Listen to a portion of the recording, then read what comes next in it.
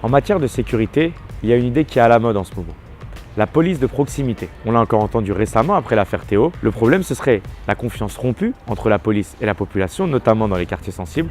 Et la solution, ce serait donc le retour de ces unités de proximité. Tous les candidats de gauche à l'élection présidentielle proposent cette mesure dans leur programme, à commencer par Benoît Hamon et Jean-Luc Mélenchon. Emmanuel Macron apporte une petite nuance.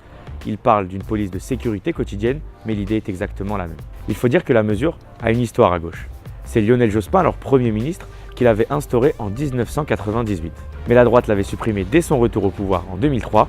Le ministre de l'Intérieur de l'époque, Nicolas Sarkozy, avait d'ailleurs dit devant des policiers en février 2003 à Toulouse « Vous n'êtes pas là pour organiser des tournois sportifs, mais pour arrêter les délinquants. Vous n'êtes pas des travailleurs sociaux. » Bon, en fait, c'était un petit peu plus compliqué que ça. La police de proximité, en fait, c'était des policiers souvent à pied, affectés à un quartier et qui avaient toute une sorte de mission.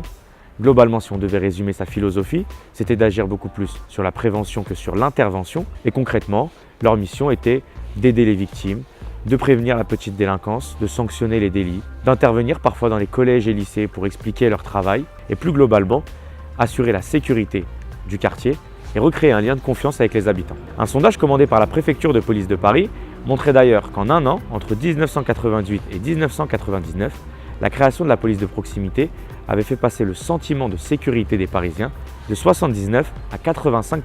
Sauf que tout ne s'est pas exactement passé comme prévu. D'abord, les policiers n'étaient pas très chauds à l'idée d'intégrer ces nouvelles unités. Passer d'une police d'intervention à une police de prévention nécessitait peut-être quelques années de préparation et de transition. Du coup, les chiffres de la délinquance ont augmenté entre 1998 et 2003. Même Lionel Jospin, l'initiateur de cette mesure, avait fait son mea culpa en 2002 au journal télévisé, en pleine campagne présidentielle.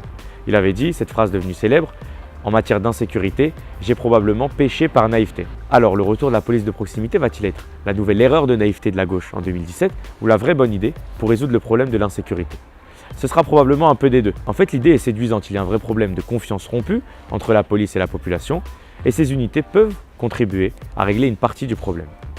Mais ce ne sera pas tout et surtout ce sera très difficile car les barrières sont nombreuses.